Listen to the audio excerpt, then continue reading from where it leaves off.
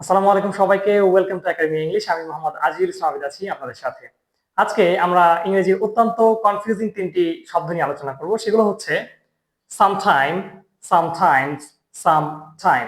এই তিনটি শব্দকে দেখতে একরকম মনে হলেও আসলে এদের অর্থগত ভিন্নতা রয়েছে। আসলে এখানে পাশে আমি বাংলা অর্থগুলোও লিখে দিয়েছি।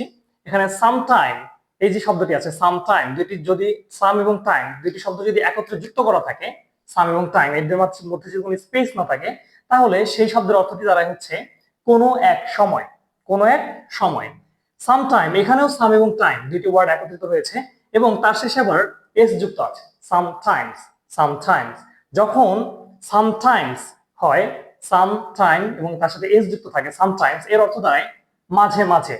এবং যখন সাম টাইম, দুইটি শব্দ সাম এবং টাইম, এখানে আসলে এটাকে আসলে একটা নাউন ফ্রেজ বলা যেতে পারে, এটাকে নাউন ফ্রেজ বলা যেতে পারে, কারণ এখানে দুইটি শব্দ একত্রে অর্থ প্রকাশ করছে। এখানে কিন্তু একটি শব্দ নেই, দুইটি শব্দ আছে, সাম এবং টাইম। সাম টাইম, এই দুইটি শব্দের অর্থ একত্রে দাঁড়ায় কিছু সময়, অল্প কিছু সময়। তো আমরা মাঝে মাঝেই some time, sometimes, some time এই তিনটি বানান দেখতে প্রায় সেম। তো তিনটি শব্দকেই মাঝে মাঝে গুলিয়ে ফেলি, মাঝে মাঝে মনে করি যে আসলে এই তিনটি অর্থ হয়তো একই, কিন্তু আসলে তিনটি শব্দেরই অর্থগত ভিন্নতা রয়েছে। আমরা যদি তিনটি ভিন্ন ভিন্ন বাক্যে এই তিনটি শব্দের ব্যবহার দেখি, তাহলে আশা করি এই তিনটি শব্দের যে অর্থগত পার্থক্যটা রয়েছে সেটা স্পষ্ট হয়ে যাবে। এখন আমরা যদি বোর্ডে লেখা তিনটি বাক্যের দিকে খেয়াল করি, তাহলে আমাদের সামটাইম, সামটাইমস এবং সাম টাইম এই তিনটি শব্দের পার্থক্য ক্লিয়ার হবে। এখানে প্রথম বাক্যটিতে লেখা আছে I will meet you sometime. এটা অর্থ হচ্ছে I will meet you sometime, আমি কোনো এক সময় তোমার সাথে দেখা করব।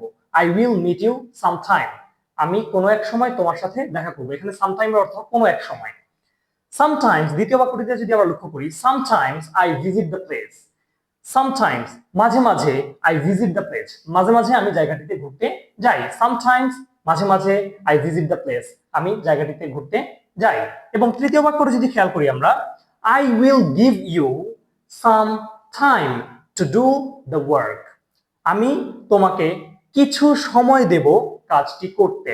I will give you some time, আমি তোমাকে কিছু সময় দেব কাজটি করতে। এখানে সাম টাইম এটির অর্থ হচ্ছে কিছু সময়।